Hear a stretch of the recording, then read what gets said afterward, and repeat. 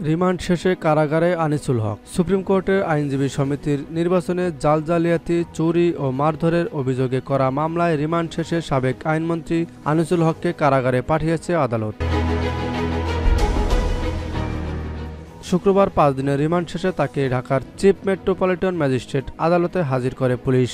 এরপর মামলা তদন্ত কর্মকর্তা ও শাহবাগ থানার সাব ইন্সপেক্টর মাইনুল ইসলাম খান পুলক তাকে কারাগারে রাখার আবেদন করেন। আবেদনের পরিপ্রেক্ষিতে ঢাকার মেট্রোপলিটন ম্যাজিস্ট্রেট শাহিন রেজা তাকে কারাগারে পাঠানোর আদেশ দেন।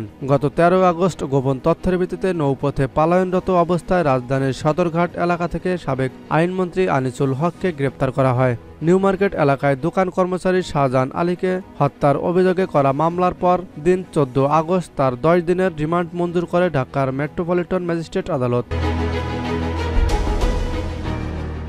এরপর কয়েক দফা রিমান্ড শেষে পুনরায় ৩০ অক্টোবর শাহবাগ থানার ভোট চুরির মামলায় তাকে ৫ দিনের রিমান্ড মঞ্জুর করে আদালত। মামলার এজাহারে বলা হয়, ২০১৯ সালের ১৫ মার্চ সুপ্রিম কোর্ট আইনজীবী সমিতির নির্বাচনে পুলিশ ও আওয়ামী লীগের নেতাকর্মীদের মাধ্যমে অডিটোরিয়াম থেকে আইনজীবীদের বের করে দেয়। এরপর নির্বাচন কমিশনারের নেতৃত্বে জাল ও ভুয়া ব্যালট তৈরি করে ভোট দিয়ে ১৪ জনকে নির্বাচিত ঘোষণা করে। এই ঘটনায় সাবেক আইনমন্ত্রী আনিসুল হক সহ ৪০ জনের নামে রাজধানীর শাহবাগ থানায় ৩০ সেপ্টেম্বর মামলা করেন সুপ্রিম কোর্ট আইনজীবী সমিতির কার্যনির্বাহী সদস্য এবিএম ইব্রাহিম খলিল। এই মামলায় আনিসুল হক এজাহার নামেও প্রধান আসামি।